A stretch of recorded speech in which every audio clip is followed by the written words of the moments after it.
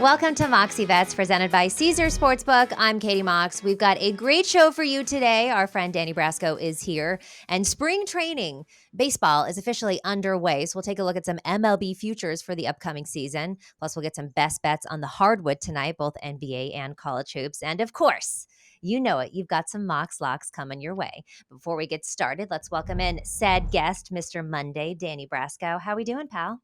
I'm doing good. It's another Monday. Had a great week in UFC betting, so I'm really happy. Watched a very interesting Jake Paul versus Tommy Fury fight last night. Oh, yeah. What'd Weird you think stuff. of that? I'm not at the point in my life where I'm paying for a Jake Paul fight, so I did not watch it. I saw the scorecard, I guess, if you will, at the end of it. It seemed like he was, Jake Paul was dominated the whole time outside of, I guess he had one good hit that kind of made him stumble. But what did you think of that fight? Yeah, oddly controversial. He did have that knockdown at the end, more of a stumble than a true knockdown. He caught him, Yeah. he punched him, and he fell, but it wasn't like he clobbered him. But the referee totally over-involved himself. He deducted points on multiple times. It was the wrong referee for Oh, a low-level fight. Like, you got to know who you're dealing with. And that made the scorecards all wonky. Aside from that, you're right. Tommy Fury did look better than Jake in a lot of moments, but it was a weird fight to score. He loses by split decision. You always think the fix is in for Jake. This time it goes to Tommy. yeah. So weird stuff. And now we got So spring training baseball. I mean, so much. Y yeah, what so you think that the fix was in for Fury? You think that Jake should have won this fight? I don't want to say that. Like, if I had scorecards of my own, I might give it a Yeah. draw. Like, I thought that Jake had two 10-8 rounds. I thought he won the round that Fury got a point deducted. So if there are two 10-8 rounds and Fury, the way I put it together, I think maybe a draw, but I'm not mad at the decision. It was just a weird, Yeah. weird fight. I just thought it was funny, and look, again, I didn't watch it. I saw the clips later where he was like, "I was sick, I hurt my arm, I this," and it's like, "Bro, you lost the fight."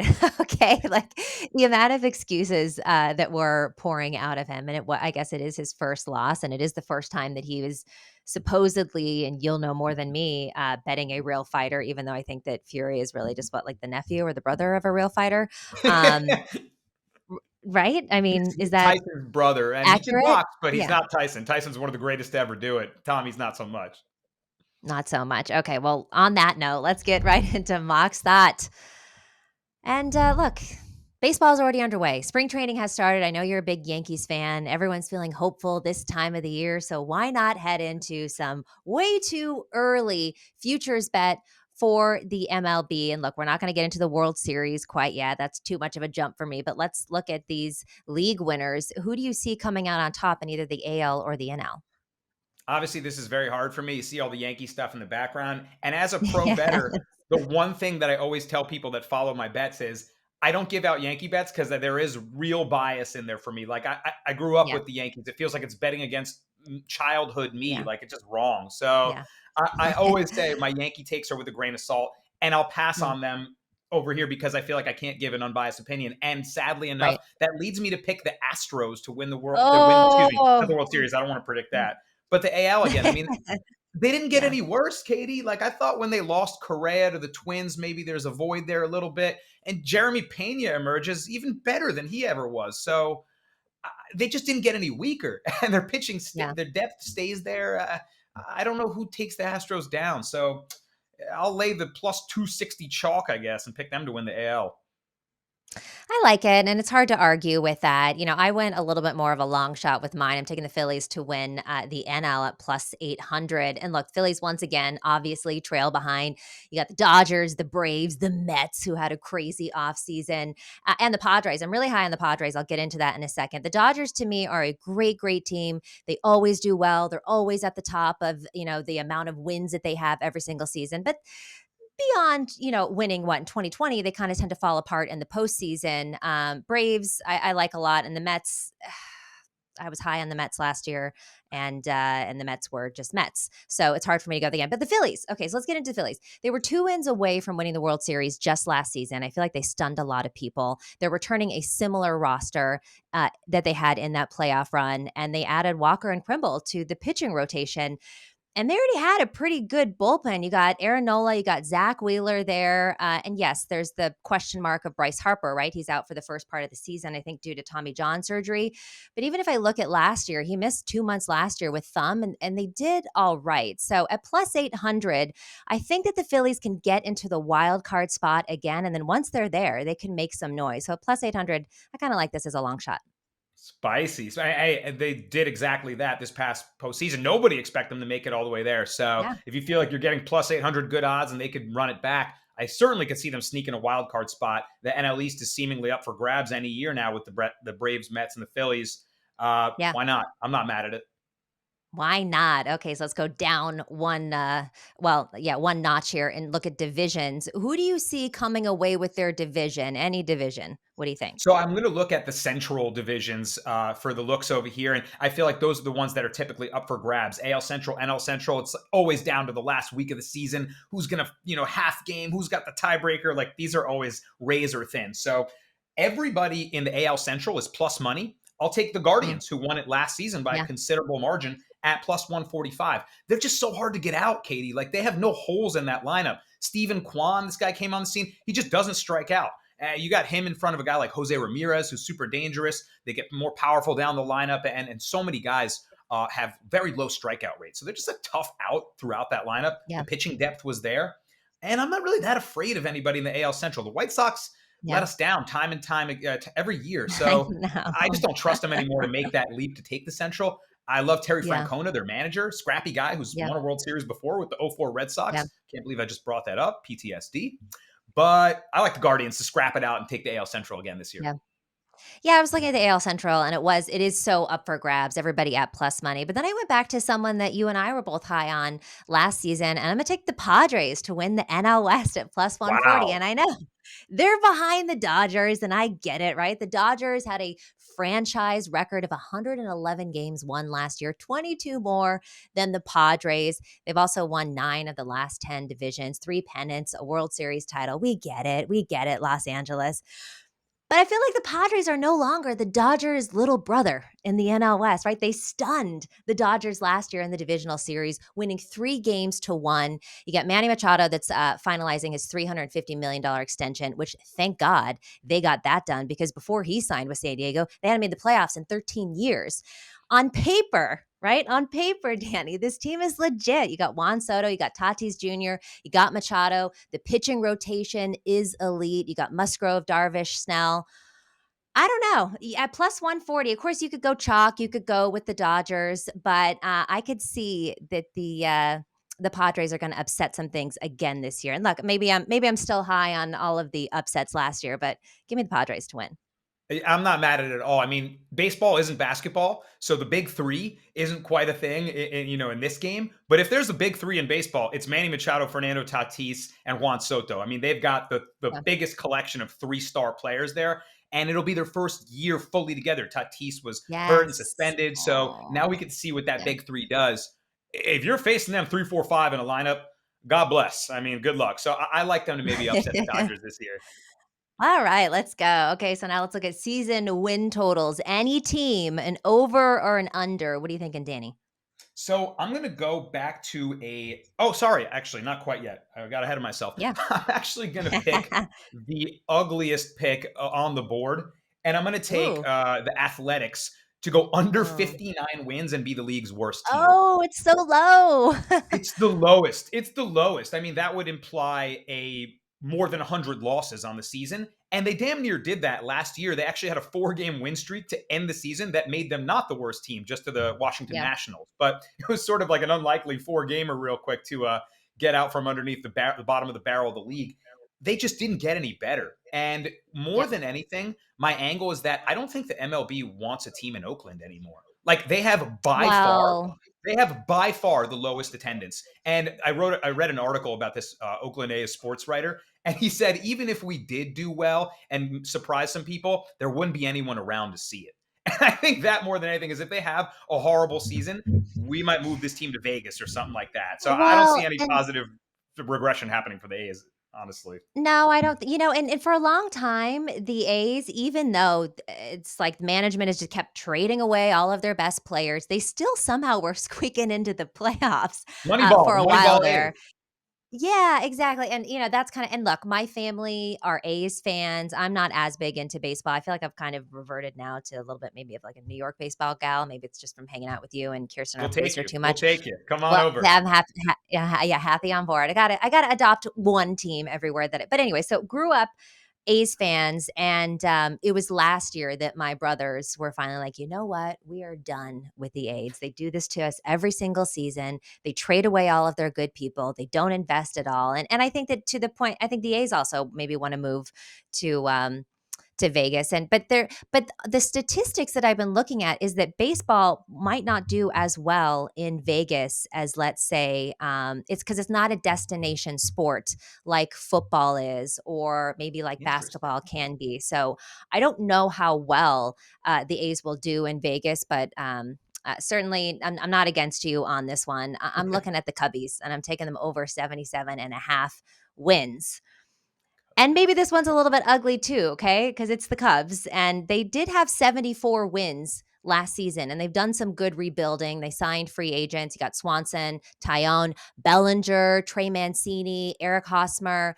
And yeah, maybe Cody Bellinger hasn't been that great the last couple seasons. He also really hasn't been healthy. And if you look at it, if let's say he has a healthy season, that's going to improve on their defense a lot more. And they've added some veteran leadership there, which I think is going to help them. And then, we kind of talked about this already. The Reds and the Pirates kind of seem to be tanking. It's one of the weaker divisions in baseball. They do have a great farm system. So 74 up to 78 with all of this rebuilding that they've done, I can see this over.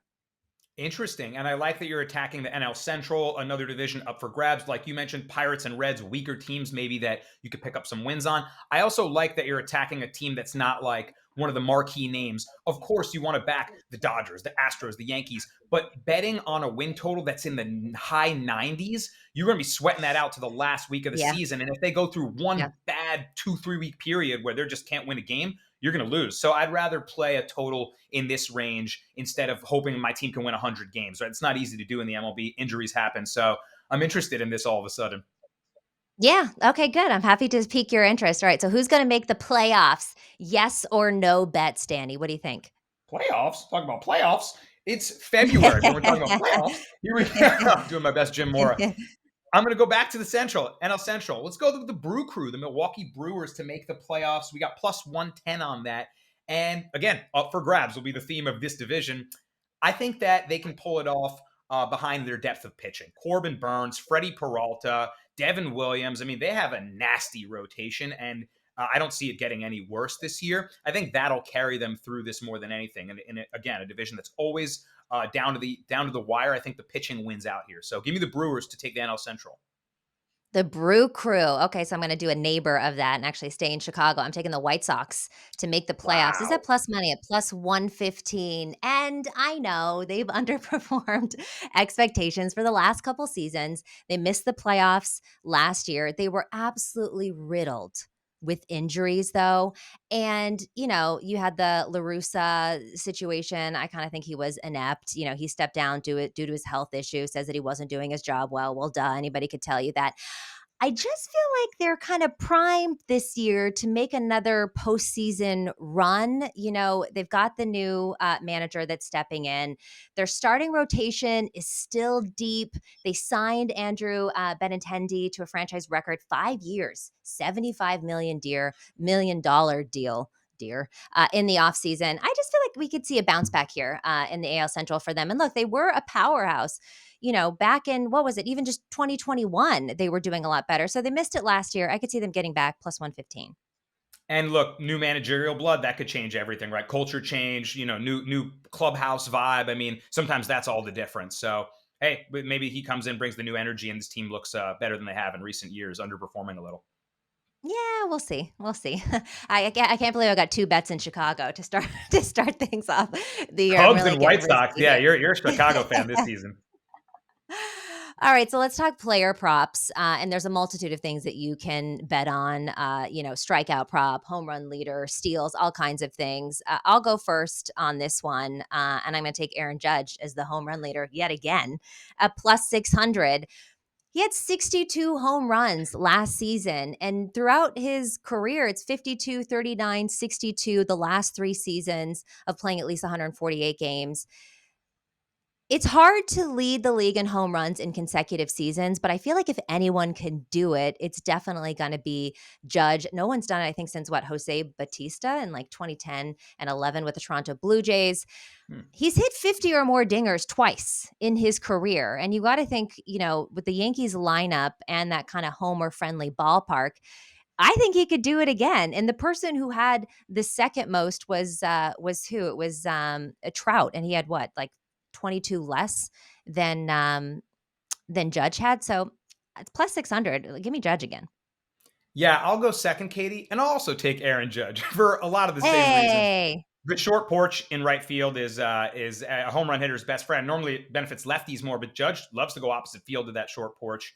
And honestly, a pop fly to second base is a home run for him. So I think he has all the chances in the world to run it back. Namely, the rule changes in the MLB, I think, will create a lot more Oh. offense. Right away in Uh-huh. spring training, we're seeing huge issues with this pitch clock. Pitchers are I on Yeah. a clock. I hate it. It's totally changing the It's nature of the game. It's going to take down the quality of pitching. If you're rushed to do something, I mean, think about the Yeah. dynamic of standing in there with Yeah. Aaron Judge. All right, I gotta, Yeah. am I gonna go low? Am I gonna go? It's all mind games. And if you have to rush to Yeah. get in there, you're gonna throw one down Broadway. And if you do it to Aaron Judge, Yeah. that thing's going to the moon. So the pitch That's a clock good point. changes, or the rule changes. Yeah, at the short porch and right. And Judge, the league hasn't figured him out yet, right? Go low on him, go low and outside. Yeah, he Yeah. still bats 300 plus now. I mean, he's becoming a better hitter. So yeah, league's not figuring him out, and the rule changes should create even more home runs. I'll take Judge too, no problem. Oh my God. I didn't even think about that, but I'm glad that we're on the same page for this one. All right, let's take a quick break before we come back for Capper's Corner. Spoiler alert, you're not going to win every bet that you place. But with Caesar Sportsbook, win or lose, every bet gives you reward credits and tier credits, which you can exchange for the best perks in the game: hotel stays, VIP experiences, sports and concert tickets, and more. Download the Caesar Sportsbook app and start earning with Caesar's Rewards. Welcome back. Time now for Capper's Corner, and we welcome back in our friend, Mr. Monday, Danny Brasco. All right, Danny, let's take a look at the hardwood tonight. Some NBA and or college hoops on the slate tonight. First up, against the spread or money line. What are you thinking? So I'm going to go to college hoops, and to me, this is the game of the night. Big 12 matchup that should be a straight up fist fight. These two teams know each other well, and this game's important. It's Baylor taking on Oklahoma State, and I'm going to take the Oklahoma State Cowboys at home plus 1.5. I just think it's a great spot for them. They've lost 4 games in a row, but this one they really need to secure their spot in the NCAA tournament coming up in March. Baylor is without their best player tonight, Keontae Hmm. George, and they're a great three-point shooting team. He's their best three-point shooter. They were without him in the last game against Texas. They still pulled it off. They went down 18-4 real early, but they got some really good bench play. And I think everyone's really high on the fact that, they were able to kind of do next man up mentality and make it work even against a great Texas team. I think Hmm. that luck is going to run out against a really good perimeter defending Oklahoma State team. So against a good defense at home in a great spot, I'm going to take the short home underdogs, Oklahoma State at plus 1.5. Okay, I love that. I'm looking at your Knicks versus the Celtics tonight. And you know I love a Knicks first half bet, and I'm not against it tonight, although it didn't cash for me the other night for the first time in a long time. So maybe I'm feeling slightly gun shy, but I'm actually going to take the Celtics -3 at MSG tonight. Now, this line was 2.5. Liked it a lot better then, but I still think that they can cover this number. Head to head, the clubs this season 2-2 in their last 4. No team winning 2 in a row. Knicks won the last matchup January 120 to 117 in overtime. But the Celtics are still really good against the spread. They're 34-27 throughout the year. They've also gone 18-8 straight up as a road favorite. And yeah, Jaylen Brown is out tonight due to some personal reasons, which is just interesting to me in itself because I feel like Andrew Wiggins is having a lot of personal issues with the Warriors, and now Jaylen Brown is having some personal reasons, and he's going to be out. So I feel like that's happening kind of around the league. And that's going to be a big blow. Obviously, Jaylen Brown, one of their really big guys. But if you look at how the Celtics have performed without him, they're actually 9-2 straight up and 10-1 against the spread in games where they've played without Brown. And the Knicks have been crazy good right now. They've won 5 in a row. They've covered in 4 of those victories, and they've just been like an offensive juggernaut. They put up 123 points per game since coming back from the All-Star break. But the Celtics defense has also improved. Their defensive rating right now, 118.8 in their last 5 games. That's up from 112.1 on the season. This is already one of the best defenses in the league. I think we're going to see a little bit of regression from New York. I hate to say it, but I think that's going to happen. And the Knicks have not been great at home, just 17 and 15 at Madison Square Garden. I feel like it's a good get right spot for the Celtics, who have been winning games, but really not blowing out, really not performing up to their potential since coming back from the All-Star break. So good get back spot for the Celtics, -3 versus the Knicks. I think your analysis there is pretty strong, especially the perception a lot of time is you lose one of your best players. Oh my God, they don't have Brown tonight. Let's go bet the Knicks as underdogs, right? But they're great on the road, and they're even better without. I mean, they're 10-1. You said without him. So a lot of the Yeah. time, the market overvalues the public market. I should say overvalues the loss of that player when the Celtics have played just fine without him. So I think you're onto something here. I could see a win, especially looking for revenge against the Knicks, who beat them in overtime last one in TD Garden. Now they get to Yeah. go try to return Yes. the favor in Madison Square Garden. So Yes. it feels like a good play. Well, and the Knicks are so hot right now, but you got to think the Knicks are also the Knicks, right? So it's hard to just keep riding that gravy train. But we'll see. I'm still toying on whether I'll take the Knicks in the first half because that is one of the best bets in basketball. Right? Let's look at a total tonight. College or NBA? What are you looking at? So I'm going to look at the UNC Tar Heels game. The Tar Heels have been tough to bet on all year. I mean, they've been very disappointing season. They had a fantastic run last March and just have not been the same team. They're playing FSU tonight, and every game down the stretch for UNC matters so much in their ability to even secure a spot in the tournament if they can make a push for it. So I think they have to do, if they're going to keep winning games and put a run together, which they've won their last 2, they got to rely on their defense. It's been Swiss cheese at times this season, but I've noticed a little bit of heart in their last couple games. They're bearing down. You got the coach screaming at them from the sidelines. I think it's time to bear down, get Armando Bacot protecting the rim down there. And I think on the back of their defense, they could win this game and keep it under the total of 151.5 tonight. FSU has bad defense themselves. They're involved in a lot of high scoring games. So all the money has gone towards the over, but the total came down 2 points. And when you see that Mm, reverse movement like that, everyone betting the yeah. over, but the odds makers are Yep. setting the game total lower, make make your hair stand up a little bit. So I'll grab the under and go where the line's moving. All right, the self-proclaimed king of the under, hitting an under again tonight. I'm looking at the Magic team total over 111 and a half. And what's interesting about this is that they average under this mark. They average is about 110 per game. Yet somehow this is juiced to -125. Well, why? Well, the Magic put up 123 in their last game versus the Pelicans. The Pelicans are in a free fall at this point. You got Zion that's out, and they have just been terrible straight up, terrible against the spread. So they're in a bit of free fall. Magic have been kind of hit or miss. I feel like it's a good bounce back spot for them. And their implied total on the season, 115.6 points per game. So that's 4.6 higher than tonight's total. And head to head, the over with these teams is 6-1 in the last 7 meetings overall. And then if you look at the Pelicans on the defensive end, they're ranked 17, so middle of the pack in the NBA, but they surrender about 113.8 points per game. So again, looking at this, if the Magic actually average under this mark, yet this is juiced to -125, I feel like it's a good play here. So I'm going to take the Magic team total over 111. Now let's look at scoring props tonight. So it can be, just points. It can be whatever you think. So what are you liking for scoring?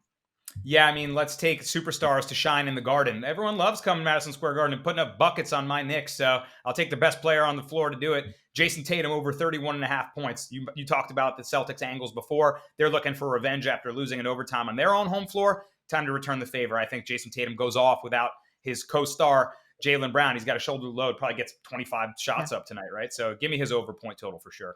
Well, we're on the same page. First of all, I love that. And I'm taking the big guy, Al Horford, over 8.5 points tonight. That's at -108. So he averages over this mark this season with 9.3 points per game. And he's actually hit well over this mark. He's been in the teens in 3 of his last 4 games.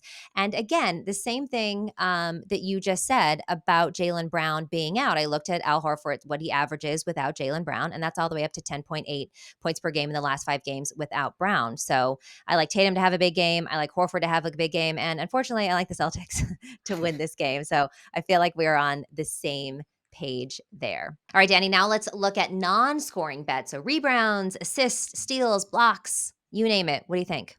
So I'm going to go to the Heat Sixers game here. And I think Jimmy Butler's rebound prop is set so low. It's at 4.5 rebounds. Now, a little bit juiced, minus 160. But hey, if you want to make it a parlay leg or even bet it straight, how does he not hit this? I understand the last 3 games he's played in, 2, 3, and 2 rebounds. He's not really grabbing the boards, but he averages Yeah. over 5 on the season. And they're playing an important game against the Sixers here. The Heat are in a bit of a free fall 4-game losing streak. They got to step it up Yes. here. And I think Jimmy Butler brings that hard nosed energy he likes to bring in an important game. So if he's going to get up for this one, he should grab more than 5 rebounds. So I'll take his over rebound prop, thinking he's going to put some effort in tonight.